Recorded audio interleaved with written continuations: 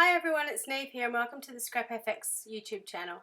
Today we're going to be making some birthday cards, doing some jelly printing with the Distress Oxide sprays.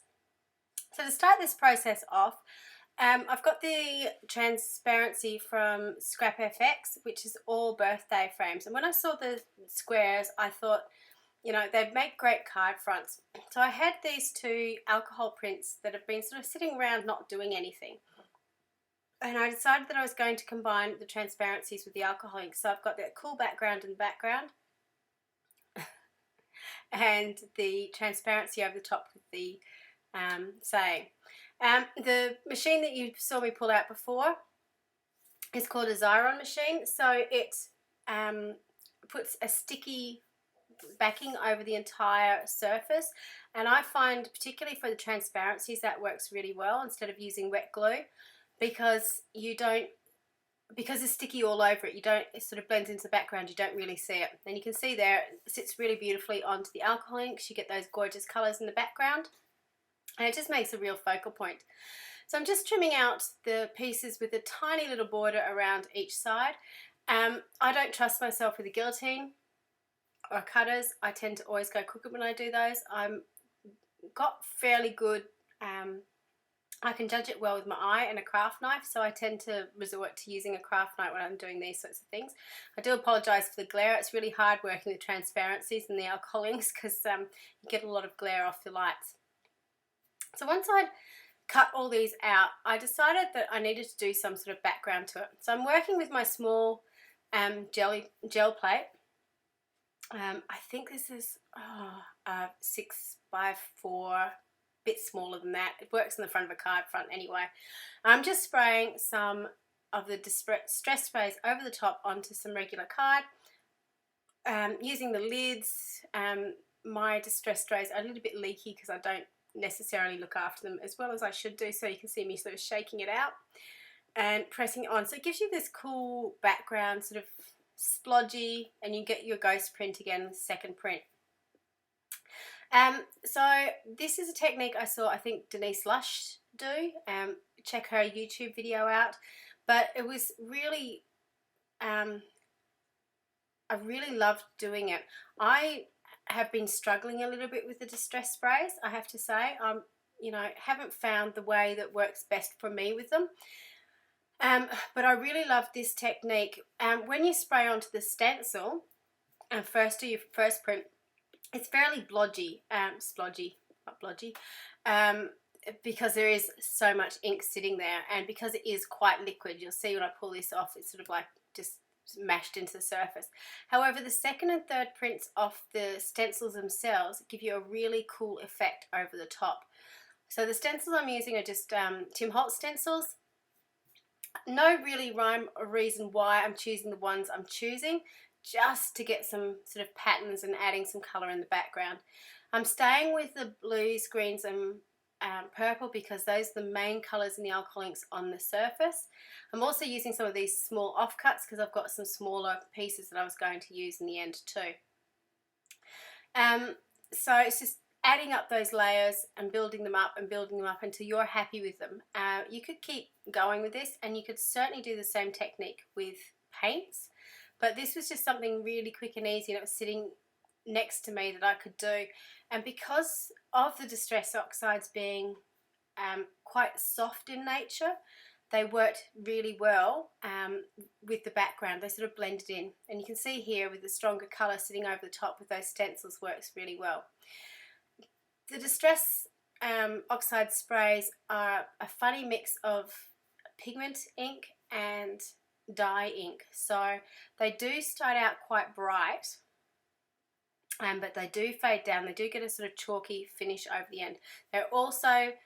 They continue to be water reactive, so if you splash water over the top of this, you get another cool effect, but you just need to be really, really careful that if you do anything with water on top of these, it is going to cause a different effect.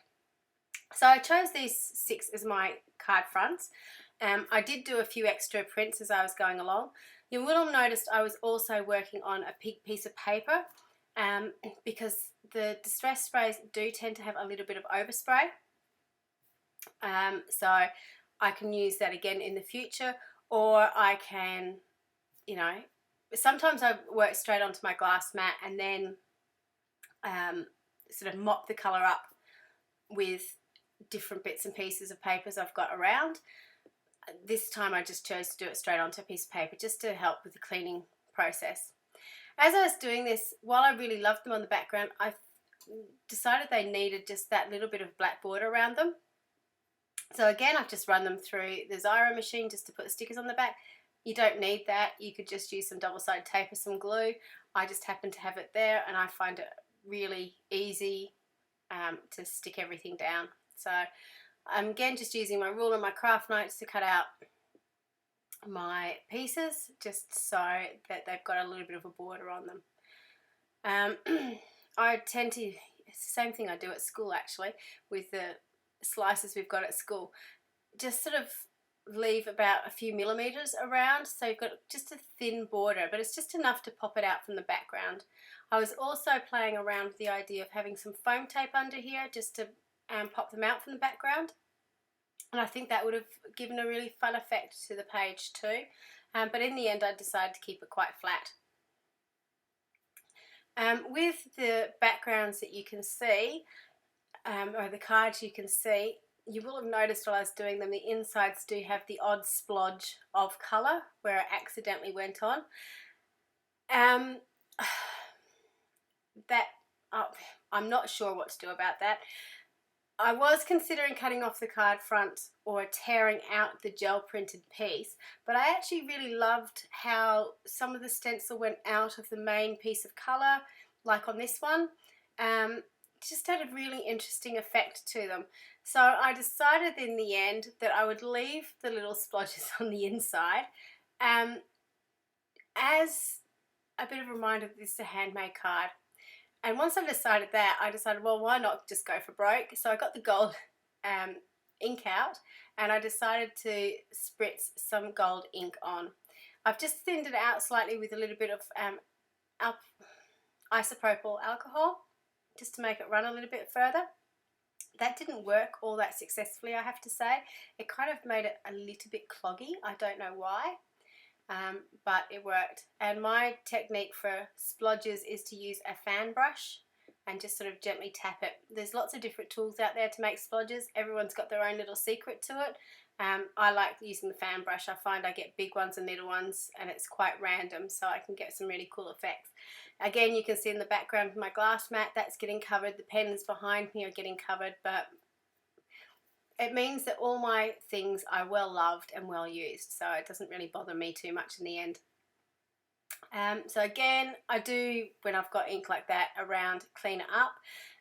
Because it has the isopropyl alcohol in it, and it is an acrylic ink, it does dry really quickly. So using some hand sanitizer or the straight alcohol spray on it helps get the ink off pretty easily.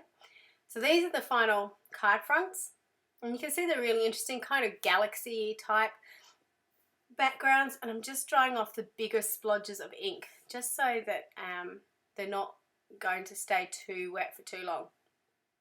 The only other thing you need to be aware of if you are using your heat tool on the glass mat is it does cause some condensation underneath, so be aware of that, particularly if you're working on cardstock or water reactive cardstock, or you know, with the distress inks. Don't put the face down because it will pick up the water and it will ruin what you've been doing. So now I'm just putting the cards together. They're really, really simple in the end to do, but they came up really effectively, and I had so much fun doing them.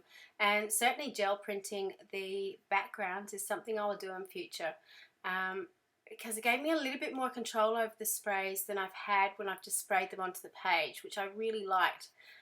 While I usually don't mind having things random and so on, I struggle with that with the sprays, so just having it on the gel print just made it a little bit more controllable.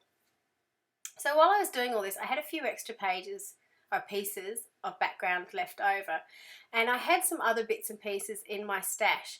So these are two of the backgrounds I've just created, and I have this numbers silhouette lacework from Scrap FX.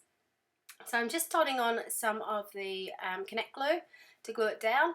I found having a little pen, particularly for little things as fine as this, works really, really well, and gluing it onto the background. And then I've got this birthday greeting, and I'm not actually well, I will colour it, but I'm just gluing it down to begin with, just as a raw chipboard, which I really like the thing.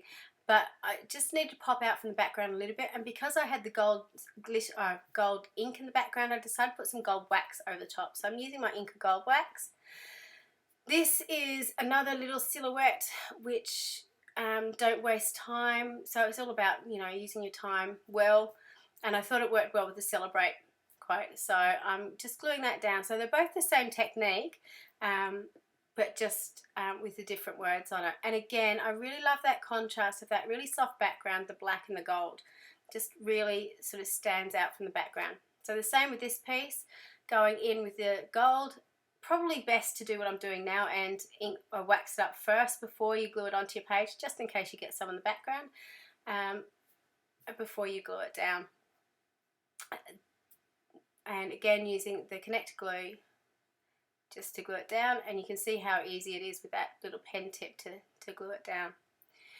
So here's a close-up of the cards that I've created using this technique. You can see the gel printed backgrounds. They are a really lovely set of cards, and I'm really glad that I've now got 8 cards sitting there ready to go for any celebration. It's a nice colour combination that you could, I think, give to males or females, and really, really simple to do. It took me about half an hour, 40 minutes to put all of these cards together. If you're really clever, you could make a set of these to give to someone else as a gift, so they've got cards to hand out. Thank you so much for watching, and until next time, bye for now.